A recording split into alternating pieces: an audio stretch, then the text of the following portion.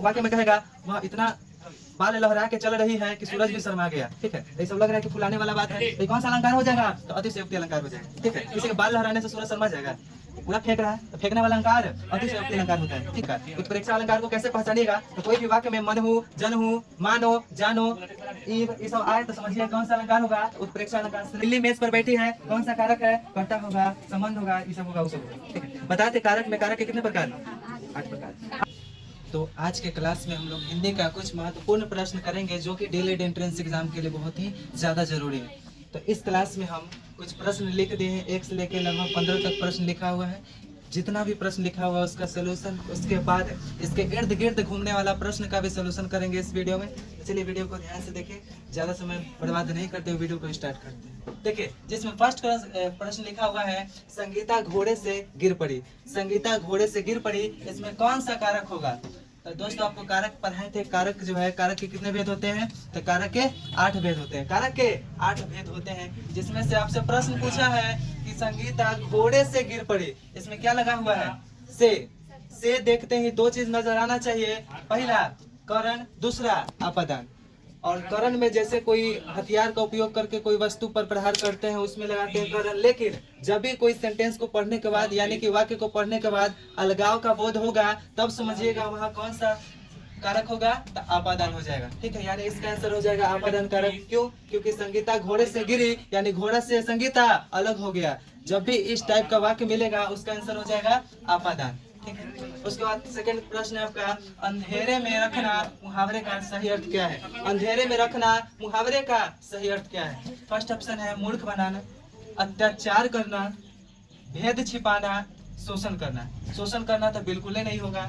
कह रहा है अंधेरे में रखना, लग रहा है कि मूर्ख बनाना ये भी हो सकता है, भेद छिपाना ये भी हो सकता है। ज्यादा परफेक्ट इसमें कौन लग रहा है? तो अंधेरे में रख रहा है यानी कि भेद को छुपा रहा है। अंधेरे में रखना मुहावरे का अर्थ हो जाएगा भेद छुपाना। ठीक है, अगला प्रश्न है पुरोहित का उचित संधि विच्छेद क्या है? पुरोहित का उचित संधि विच्छेद क्या है? इसका ऑप्शन है पुरा जोर हित, पुर जोत हित, पुरो जोर हित, पुरो जोर हित। इसमें आपका राइट आंसर हो जाएगा पुरा जोर हित, पुरा जोर हित। अगला प्रश्न है कक्षा के छात्रों में से कुछ आगरा भ्रमण के लिए जा रहे हैं, इसमें रेखांकित भाग दिया हुआ है। इस टाइप के भी प्रश्न आपके एग्जाम में पूछे जाएंगे डीएलएड में कि कक्षा के छात्रों में से, इस पर रेखा लगा दिया गया, कहा कौन सा पदबंध है? ऑप्शन आपका सर्वनाम, विशेषण, संज्ञा, क्रिया विशेषण। कक्षा के छात्र में से कोई काम हो रहा है नहीं, यानी कि क्रिया विशेषण होगा कभी नहीं होगा। ठीक है, कक्षा के छात्रों में से कोई विशेषता बता रहा है नहीं बता रहा, यानी कि विशेषण पदबंध भी नहीं हो जाएगा। कक्षा के छात्रों ये कोई संज्ञा है नहीं है, यानी क्या है? तो कक्षा के छात्रों में से ये एक सर्वनाम पदबंध है, इसका आंसर हो जाएगा सर्वनाम पदबंध। अगला क्वेश्चन है मन सागर मानस लहरी बूढ़े बहे अनेक, इसमें कौन सा अलंकार है? ऑप्शन है आपका उपमा अलंकार, रूपक अलंकार, उत्प्रेक्षा अलंकार और मानवीकरण अलंकार। अलंकार जानने से पहले इसमें थोड़ा जान लीजिए आप ऑप्शन के बारे में। फर्स्ट दिया ऑप्शन उपमा अलंकार, तो उपमा अलंकार को कैसे पहचानिएगा? उपमा अलंकार में देखिएगा कोई भी प्रश्न में आपको दे दिया रहेगा, दिखाई दे आपको सा, से, सी, सरिस या सम। कोई भी प्रश्न में दिखाई दे सा, से, सी, सरिस या सम, तुरंत उसको पहचान लीजिए कौन सा अलंकार होगा? तो उपमा अलंकार होगा। ठीक है, उसके बाद रूपक अलंकार को कैसे पहचानेंगे? तो कोई भी वाक्य में हाइफन यानी कि योजक का चिन्ह दिखाई दे, योजक का चिन्ह हो लेकिन सा, से, सी, सरिस आपको नहीं दिखना चाहिए, तब पहचानिए कि रूपक अलंकार होगा। ठीक है, उसके बाद उत्प्रेक्षा अलंकार को कैसे पहचानिएगा? तो कोई भी वाक्य में दिखाई दे आपको मनहु, जनहु, मानो, जानो, ये सब दिखाई दे तो समझिए कि उत्प्रेक्षा अलंकार हो जाता है। उसके बाद मानवीकरण अलंकार में देखिएगा कि कोई भी प्राकृतिक वस्तु का मानवीय भावना के साथ संबंध दर्शाएगा तो समझिएगा कौन सा अलंकार होगा? मानवीकरण अलंकार हो जाएगा। कोई भी वाक्य में अगर कहेगा कि कलियां मुस्कुरा रही है और झरने नाच रहे हैं, यानी कि कोई भी प्राकृतिक वस्तु जो है उसको मानवीय भावना के साथ जोड़ देगा। ठीक है, हंसना, खेलना, बोलना, ये सब मानव का भावना होता है, ये सबको जोड़ देगा कोई भी प्राकृतिक वस्तु में, तो हो जाएगा मानवीकरण अलंकार। इसमें आपसे पूछा है मन सागर, देखिएगा दोस्तों इसमें लिखा हुआ है मानव, बीच में योजक का चिन्ह, क्या हो जाएगा? योजक का चिन्ह देखते हैं, आंसर हो जाएगा आपका रूपक अलंकार। अगला प्रश्न है चिड़ियों से उड़ा नहीं जाता, चिड़ियों से उड़ा नहीं जाता, उससे बोला नहीं जाता, उससे खेला नहीं जाता। जब भी जाता जाती आएगा समझिए कि वो क्या दर्शा रहा है, कौन सा वाच्य होगा, तो भाववाच्य होगा।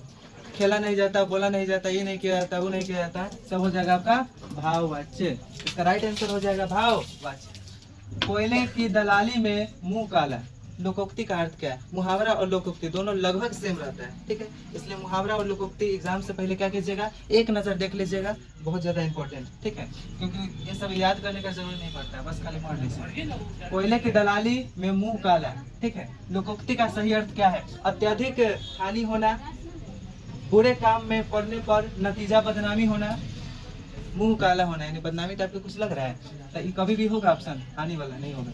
उसके बाद किसी की नकल करके नुकसान उठाना, उम्मीद से कम लाभ होना, ये भी नहीं होगा। इसमें लिखा हुआ कोयले के दलाली से मुंह काला यानी कि बदनामी वाला बात, ऑप्शन नंबर हो जाएगा बी। बुरे काम में पड़ने पर बदनामी होता है, ठीक है, नतीजा बदनामी होता है, इसका राइट आंसर हो जाएगा ये। उसके बाद अगला प्रश्न है, यह देखिए अरविंद से शिशु वृंद कैसे सो रहे में कौन सा अलंकार है? फिर आगे अलंकार में इतना समझाए थे आपको, ठीक है। उपमा अलंकार में क्या समझाए थे? कोई भी प्रश्न में दिखाई दे सा, से, सी, सरिस या सम, कौन सा अलंकार होगा, तो उपमा अलंकार। तो इस प्रश्न में भी देखिएगा, यह देखिए अरविंद से आ गया, सा से सी से आ गया यानी कि कौन सा अलंकार हो जाएगा, तो उपमा अलंकार हो जाएगा, ठीक है। उपमा अलंकार पहचान लीजिएगा, सा, से, सी, सरिस और सम, ये सब रहेगा तो उपमा अलंकार हो जाएगा। अतिशयोक्ति अलंकार क्या होता है? तो कोई भी वाक्य पढ़ने पर लगेगा कि उसको बढ़ा चढ़ा के बात किया जा रहा है, ठीक है, उसको कहते हैं फुलाना। कोई भी व्यक्ति कहेगा बड़ाई, इतना बड़ाई कर देगा, लगेगा कि हम सच में फुला रहा है, समझ जाइए कि अतिशयोक्ति अलंकार हो जाएगा, ठीक है। इसलिए अतिशयोक्ति अलंकार को कैसे पहचानिएगा, तो जब लगेगा कि खूब ज्यादा बड़ाई किया जा रहा है, ठीक है। जैसे कोनो वाक्य में कहेगा वह इतना बाल लहरा के चल रही है कि सूरज भी शर्मा गया, ठीक है, तो ये सब लग रहा है कि फुलाने वाला बात है, तो कौन सा अलंकार हो जाएगा, तो अतिशयोक्ति अलंकार हो जाएगा, ठीक है। किसी के बाल लहराने से सूरज शर्मा जाएगा, पूरा फेंक रहा है, तो फेंकने वाला अलंकार अतिशयोक्ति अलंकार होता है, ठीक है। उसके बाद यमक अलंकार क्या होता है? जिसमें दो से अधिक बार शब्द है, उसका अर्थ अनेक है। दो से अधिक बार शब्द आएगा लेकिन उसका अर्थ प्रत्येक बार अलग अलग होगा। जैसे कनक कनक के सौगुनी, ये कौन सा अलंकार होगा, तो यमक वाला। अगला है अनुप्रास। अनुप्रास अलंकार क्या होगा? तो जिसमें वर्णों की आवृत्ति बार बार होती है। वर्ण मतलब शब्द के पहला अक्षर जो है बार बार आएगा। जैसे पके पेड़ पे पके पपीता, पके पेड़ को पकड़े पिंक को, ठीक है, इसमें प बार बार आ रहा है यानी वर्ण की आवृत्ति बार बार आ रहा है, अनुप्रास अलंकार। चंदू के चाचा ने चंदू के चाची को चांदनी रात में चांदनी चौक पे चांदी के चम्मच में चटनी चटाई, चौचा बार बार आ रहा है इसलिए अनुप्रास अलंकार, ठीक है। अनुप्रास यानी अलंकार का लगभग पूरा रिवीजन हो गया, ठीक है। आगे देखते हैं, बरगद और पीपल की घनी छांव में। बरगद और पीपल की घनी छांव से हमें बहुत सुख मिला, कौन सा प्रबंध, कौन सा पदबंध है? बरगद और पीपल की छांव, यहाँ तक रेखांकित भाग है, ठीक है, ये रेखा खींचा यानी कि रेखांकित भाग है। मुख्य रूप से इतना के बारे में पूछा है कि कौन सा पदबंध होगा, क्रिया होगा, संज्ञा होगा। देखिएगा, बरगद और पीपल की घनी छांव में, कौन छांव में? घनी छांव में। घना है छांव, कम है छांव, क्या दर्शा रहा है? उसका क्या दर्शा रहा है?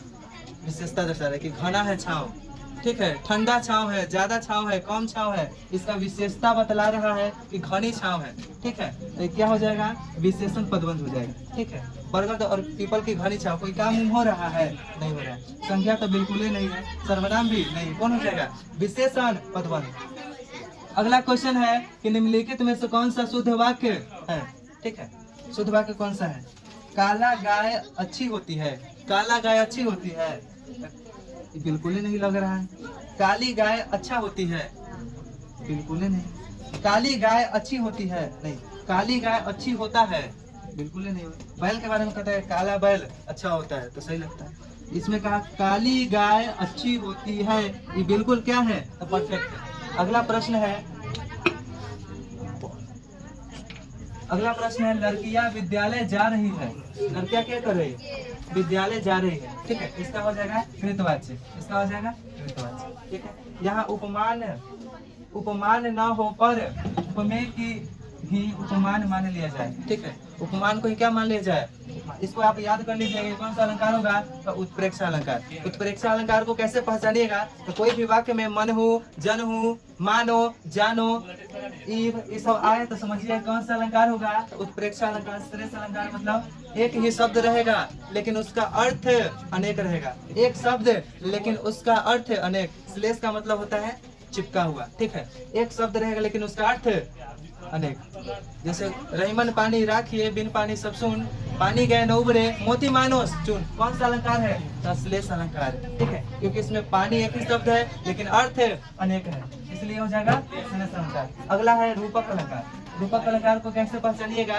तो जिसमें योजक चिन्ह आ जाए और सा से सी नहीं रहेगा, सा से सी नहीं रहेगा, योजक चिन्ह आएगा, रूपक अलंकार होगा, ठीक है। अनुप्रास में जिसमें वर्ण की आवृत्ति बार बार होती है। अगला प्रश्न है, निम्नलिखित में से कौन सा शब्द है द्वंद्व समास का सही उदाहरण है? ठीक है, द्वंद्व समास। द्वंद्व समास को कैसे पहचानेंगे? या तो उसमें योजक चिन्ह होना चाहिए और साथ में शब्द एक दूसरे के विपरीत होना चाहिए। शब्द एक दूसरे के विपरीत है तो समझिए कि द्वंद्व होगा, ठीक है। ऑप्शन ए है त्रिवेदी। त्रिवेदी, त्रिवेदी अगर कोई भी शब्द में संख्या का बोध हो जाएगा, समझ जाइएगा ये क्या हो जाता है? द्विगु, द्विगु हो जाएगा। ये वाला कभी भी द्वंद्व होगा नहीं होगा। अगला आगा पीछा। आगा पीछा, भले इसमें हाइफन नहीं है लेकिन आगा पीछा दो को जो है इसको तोड़ेंगे तो प्रथम पद और द्वितीय पद दोनों को तोड़ने के बाद एक दूसरे के विपरीत हो रहा है। आगा पीछा विपरीत है, यानी कि कौन सा अलंकार हो जाएगा? कौन सा समास हो जाएगा? तो द्वंद्व समास का उदाहरण हो जाएगा, ठीक है। अगला है प्रतिदिन, जिसमें जिस समास में, ठीक है, प्रति लग जाए, प्रति लग जाए, यथा लग जाए, ठीक है, वो सब क्या हो जाता है? अव्यय भाव समास हो जाता है, अव्ययी भाव समास होता है। या कोई भी शब्द दोहरा रिपीट हो, जैसे दिनों दिन, रातों रात, ये सब क्या हो जाता है? तो अव्यय भाव समास हो जाता है। योजक चिन्ह देख के सब गलती कर देगा कि यही होगा द्वंद्व समास, लेकिन द्वंद्व नहीं होगा। क्या होगा ये? तो दिनों दिन, रातों रात, ये सब क्या होता है?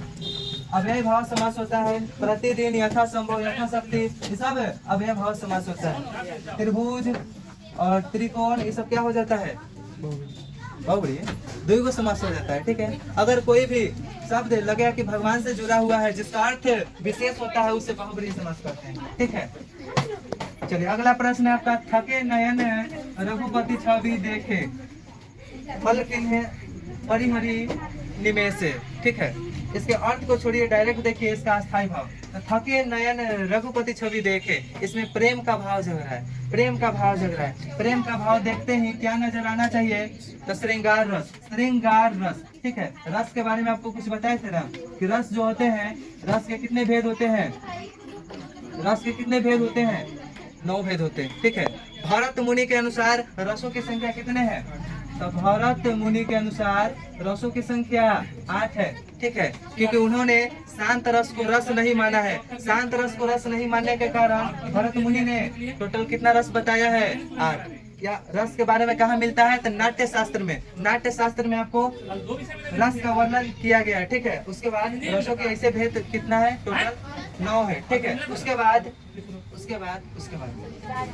उसके सूरदास के अनुसार पूछेगा, सूरदास के अनुसार रसों की संख्या 11 गो, ठीक है, 11 गो, ठीक है। हास्य रस में हास्य दर्शाता है, वीर रस में उत्साह, वीर रस का स्थायी भाव उत्साह, करुण रस का स्थायी भाव क्या होता है? शोक, अरुण रस का शोक, हास्य रस का हास्य, ठीक है। बिल्ली मेज पर बैठी है, कौन सा कारक है? बिल्ली मेज पर बैठी है, कौन सा कारक है? कर्ता होगा, संबंध होगा, ये सब होगा, वो सब होगा, ठीक है। बताए थे कारक में, कारक के कितने प्रकार? 8 प्रकार। 8 प्रकार है, जिसमें से बिल्ली मेज पर बैठी है, ठीक है। ऐसे रटे थे ना आप, कर्ता ने कर्म को कारण से क्या लग रहा है इसमें? अधिकरण। देखिए बिल्ली मेज पर बैठी है, में और पर, में और पर कौन सा कारक होता है? तो अधिकरण। अधिकरण होता है में पर। करता है तो कोई भी व्यक्ति जो काम कर रहा है कर्ता कहलाता है। संबंध यानी कि दो वस्तु के बीच रिलेशन दर्शाएगा, समझिए संबंध हो जाएगा। करण कोई भी वस्तु का यूज करके उससे लिखा जाता है, जिसमें से छुपाओ। जैसे मैं मार्कर से लिख रहा हूँ, पेड़ कुल्हाड़ी से काटा जा रहा है, उसमें करण हो जाता है। लेकिन में या पर दिखाई देगा तो कौन सा कारक होगा? तो अधिकरण कारक हो जाएगा। टोटल 15 प्रश्न समाप्त हो गया है, ठीक है।